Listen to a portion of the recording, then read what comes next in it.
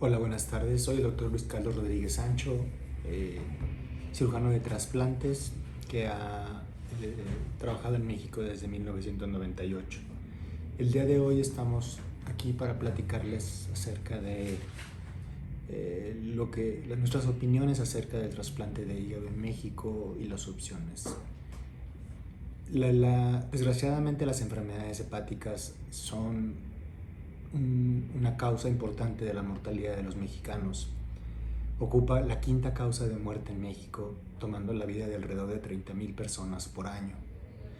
La mayoría de las ocasiones en este país es secundario al uso de alcohol, hígado graso, hepatitis virales, que antes no existían tratamientos, pero que ya de las hepatitis virales poco a poco se irán bajando las estadísticas, ya que los tratamientos empiezan a ser efectivos y completos, ¿no? Sin embargo, 30,000 personas al año siguen siendo muchas y, y es pocas las alternativas que se les pueden ofrecer cuando ya llegan a etapa terminal. Y desgraciadamente hay muchas enfermedades con virales o como hígado graso que la persona no se da cuenta de que está enferma hasta que el estadio está muy avanzado y ya se llenan de síntomas y síntomas y tienen complicaciones severas y ya no hay tiempo para echar marcha atrás.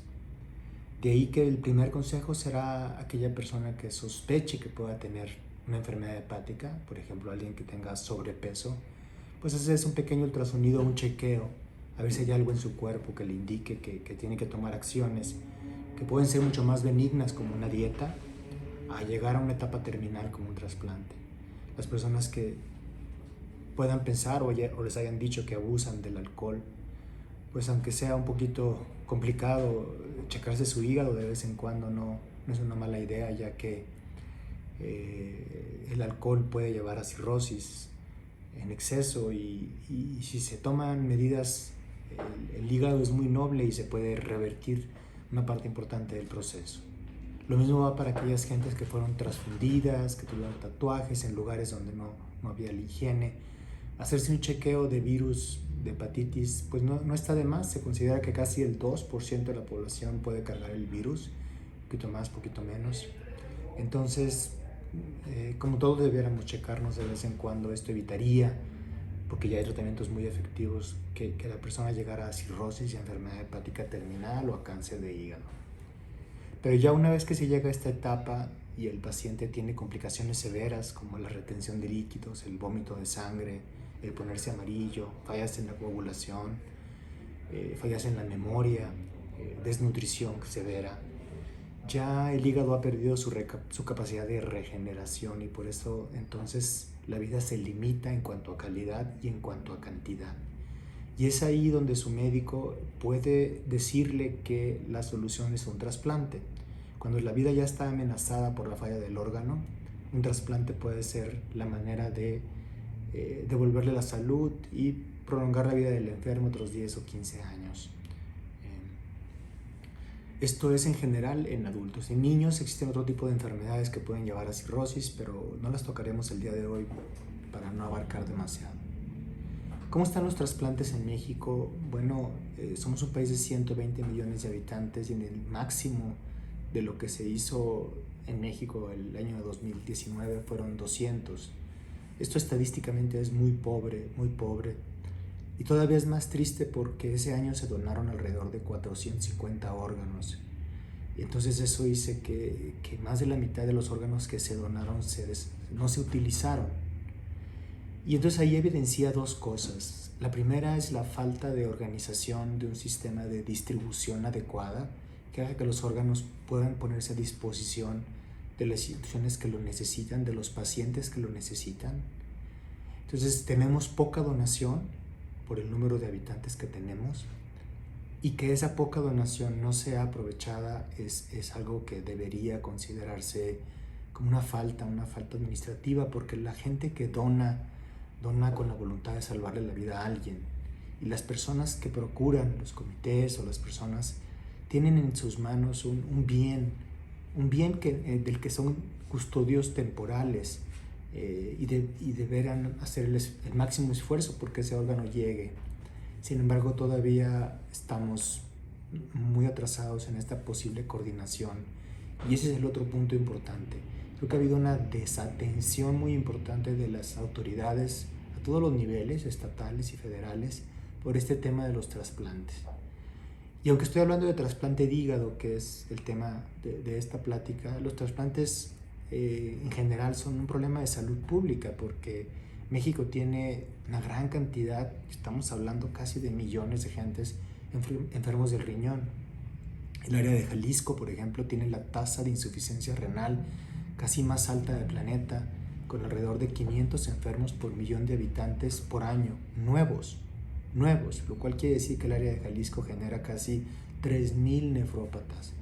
Y familias de la Ribera de Chapala, por razones que aún no se conocen, pueden tener 2 o 3 hijos con insuficiencia renal. Y entonces es una tragedia tener gente joven de 20 años o niños de 8 años, o aunque sea un papá de 60, con falla renal, sometidos a diálisis, los que alcanzan, porque la gran mayoría no alcanzan, donde la sobrevida en diálisis es pobre en relación a lo que deberían vivir, y la calidad de vida pues es limitada porque están conectados a una máquina 3 veces por semana, y esa máquina, por muy eficiente que sea, no puede hacer las funciones del riñón. El Estado gasta muchísimo en diálisis. La diálisis pública, lo que gasta el Seguro Social, el ISSSTE, son datos públicos. Sí hablamos de miles de millones de pesos. La última vez que revisé el tema, y eso fue hace varios años, se gastaban casi 11,000 millones de pesos en diálisis.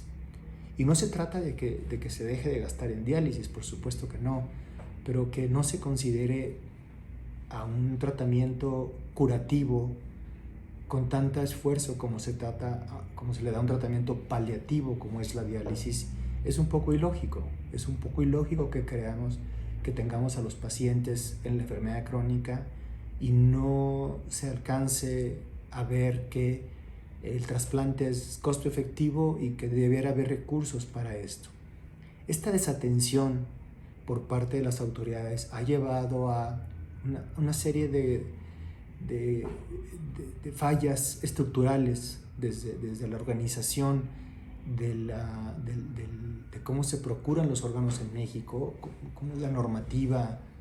Cada estado, aunque hay un organismo central que se llama Senatra, este ha sido también desmantelado prácticamente de sus recursos y en su personal, y también ha sido utilizado o manejado con fines que poco tienen que ver con el avance de los trasplantes en el país. Los avances que ha habido en el país, que son pocos, han sido esfuerzos de estados individuales como Guanajuato, como San Luis Potosí, como Sonora, que están también sujetos a los vaivenes de los cambios políticos. ¿A dónde vamos? Es que no hay una estructura formalizada, independiente, autosuficiente, que no tenga que sufrir los vaivenes de la voluntad o del deseo político del gobernador en turno, ¿no? Programas muy exitosos de donación, como en Sinaloa, se eliminaron de raíz cuando llega una administración que decide no apoyar lo que ya estaba funcionando. Sí, y esto no debería estar en manos de alguien, borrarlo de un tachón, sino eficientizarlo, y debería ser algo permanente. De otra manera no podemos pensar que esto pueda tener un crecimiento continuo. Si un estado que crece llega el siguiente gobernador y lo destruye, pues baja todo esto. El hecho de que 7 de cada 10 mexicanos quieran donar en las encuestas que se han hecho, habla de que el mexicano en sí no es el problema. No necesitamos grandes campañas de publicidad, no necesitamos grandes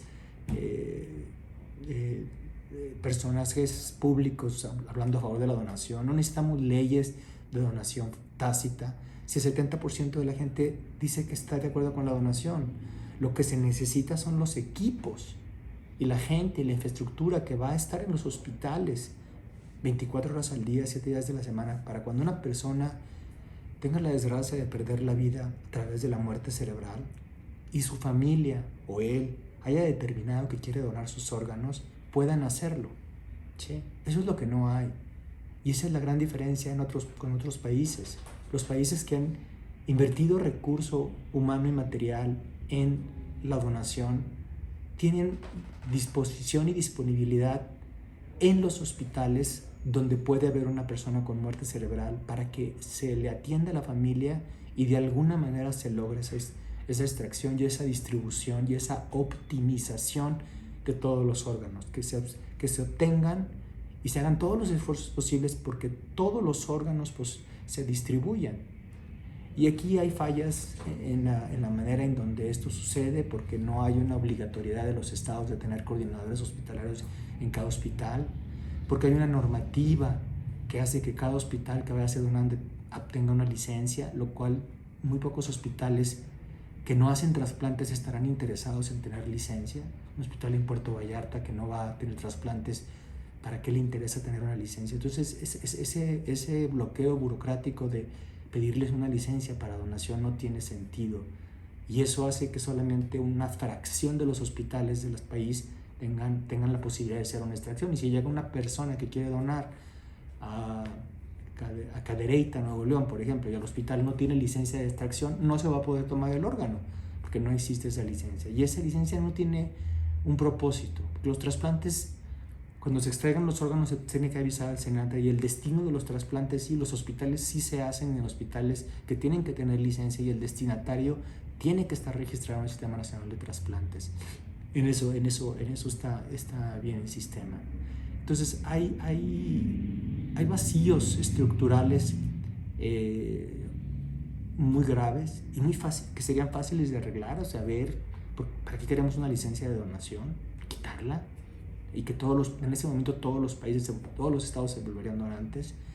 Coordinadores hospitalarios, no necesitamos contratar quizá gente extra, sino gente del propio hospital, darles un curso, una capacitación y estimular la donación.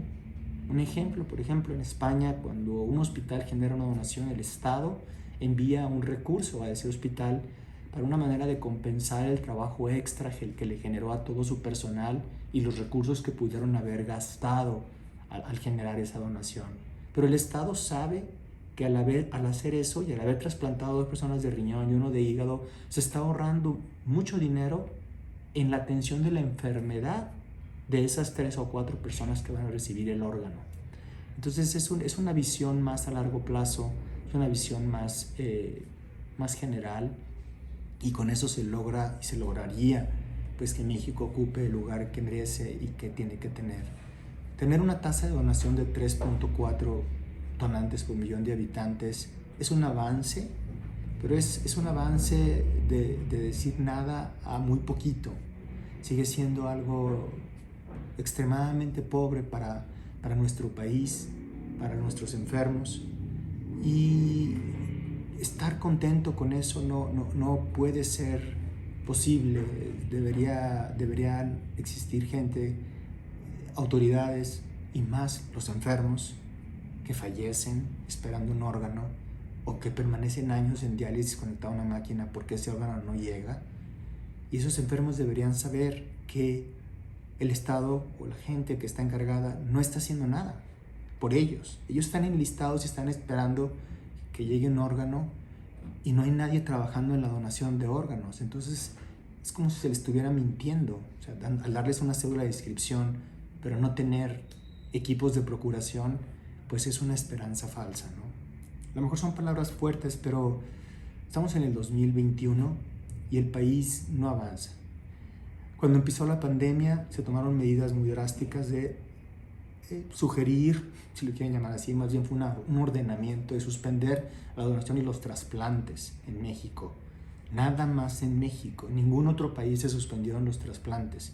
En Estados Unidos, por ejemplo, se consideró cirugía de la categoría de urgencia, como las cirugías oncológicas, ¿sí? De las que no se podían suspender, no se consideraban procedimientos selectivos, porque un paciente que está enfermo del corazón o del hígado no tiene todo el tiempo del mundo para recibir un órgano, tenía meses, y falleció en ese tiempo en donde se ordenó la suspensión, ¿sí? Que había mucho miedo del COVID, sí lo hubo, pero se pudo trabajar con las normas internacionales que trabajó España, que solamente bajó un 8 o un 10%, o Estados Unidos, que no solamente no bajó, subió su tasa de donación porque se pusieron a trabajar más, ¿sí? Y el resto de los países latinoamericanos bajaron algo la tasa de donación, pero no como México, que bajó 80% su donación cadavérica, ¿sí? Y lo peor de todo es que muchos de los equipos que se habían empezado a formar, como ejemplo el de Puebla, fueron desmantelados para reubicarlos, porque como no iba a haber trasplantes, su personal tenía que trabajar en otro lado.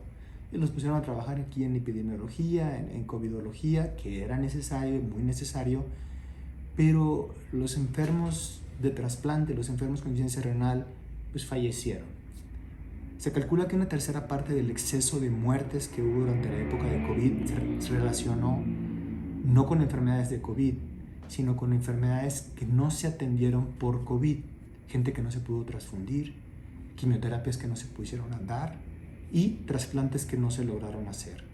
Entonces hubo una cantidad de fatalidades relacionadas a la falta de atención a otros padecimientos que tenían cierta urgencia. Y las enfermedades de órganos terminales como el hígado, como el corazón, como el riñón, son parte de ella, ¿no? Entonces, estamos mal en donación, poca donación cadavérica, poco interés de los estados, un estado fluctuante, y creo que es labor de los médicos interesados en esto, nosotros, los trasplantólogos, los hepatólogos, los nefrólogos, los enfermos, tienen que mostrar su desacuerdo para que las autoridades se sensibilicen. Yo creo que si lo escuchan de un médico que hace trasplantes y que a lo mejor es un modus vivendi, pueden pensar que es un conflicto de interés, pero si lo escuchan de las familias, de los enfermos que están esperando los órganos, que son los miles, ¿sí? Quizá entiendan que el trabajo de donación, que el México del siglo XXI implica una estructura de donación permanente, no sujeta a vaivenes y no sujeta a descalabros financieros, porque obtener órganos cuesta. ¿Qué cuesta? Tener personal que anda buscando a las personas con muerte cerebral, hacer los diagnósticos de muerte cerebral, establecer que el paciente que se está ofreciendo a donar no tenga SIDA, no tenga hepatitis B, no tenga hepatitis C, no tenga cáncer, ¿sí? Establecer los mecanismos legales para que el Ministerio Público venga, darle mantenimiento a ese cuerpo, que la presión arterial anda subiendo y bajando, porque ya se está desequilibrando.